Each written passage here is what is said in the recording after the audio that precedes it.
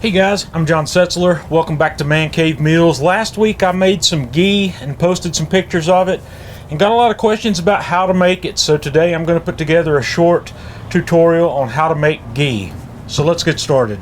Okay, to get this process started, I've put my saucepan over medium-high heat and I've got 2 pounds of butter that I've cut up into cubes, and we're going to get that all in the pan. And we're going to let that melt. And I'm going to start my timer just so you can get an idea of how long this process takes. It takes roughly an hour. So over medium-high heat, I'm going to melt the butter and then we'll be back. Okay, we're almost 10 minutes in. This butter's melted. So what we want to do now is let it come up to a simmer. And it's starting to bubble in there. So we'll be back as soon as it starts to get to kind of a light rolling boil. Okay guys, we're here at about the 15-minute mark, and I've got a slow rolling boil going here. So I'm going to back my heat down to about a medium, which is about a 4 on the dial on my stove top. And we're going to watch it. We don't want to boil it too hard, but we don't want to stop the boil. So we're just going to let this keep going, and we'll be back to have a look at it shortly. Okay, here we are about 21 minutes in or so, and I'm at a nice slow rolling boil. And what's happening here is we're boiling the water off of this. Butter has a certain percentage of water, and part of our objective here is to get all that out. And as long as we've got this boil going like this, there's water in there that's coming out. And the butter's not going to overcook because that water is going to keep it from getting much hotter than 225 to 250 degrees. So what we're going to do here is we're going to let this continue to go just like this until the boil comes almost completely stopped. And that's when the butter is begin to be clarified and all of the milk fats and milk solids are coming out. A lot of people like to skim the top at this point. I don't bother. I just let it go for now, and we'll deal with that closer to the end of the process.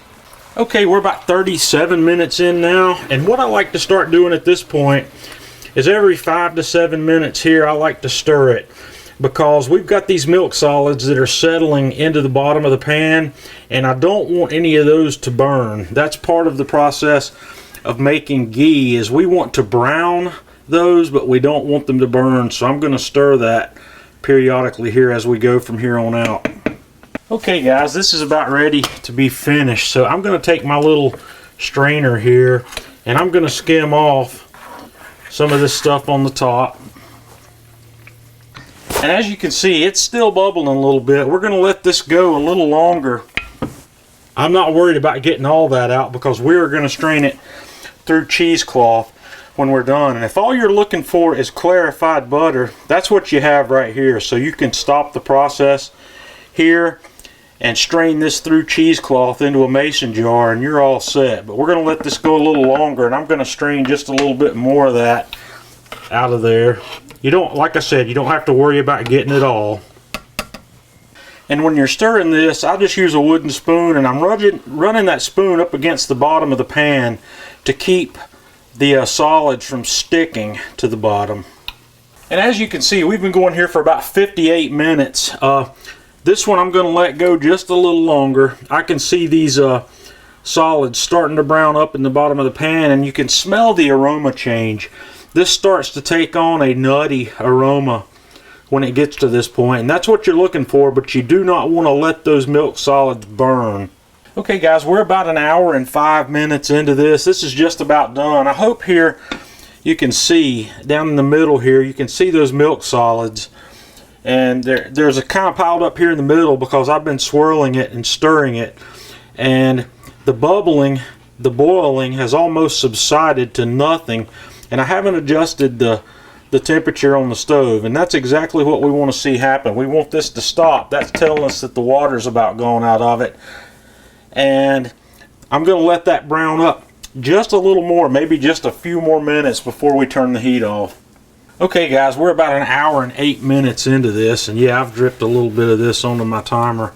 I have to clean that up. So now I'm going to turn the heat off and move that off the burner there, and we're going to let that sit for about 10 or 15 minutes before I strain it off, and I'll show you how we're going to do that. Okay, now that I've given my ghee a chance to cool a little bit, I'm going to put it in 1 pint mason jars, and like I said, 2 pounds of butter is enough to make about 2 pints. I've got my canning funnel here, and I like to strain this through cheesecloth, and I normally like to use about 2 thicknesses of cheesecloth for that, and that's just about perfect. So then we're just going to turn that kind of where I can see what's going on in the jar underneath, and we're going to pour straight from the pan. Just kind of pour it slowly, make sure it pours through the cheesecloth,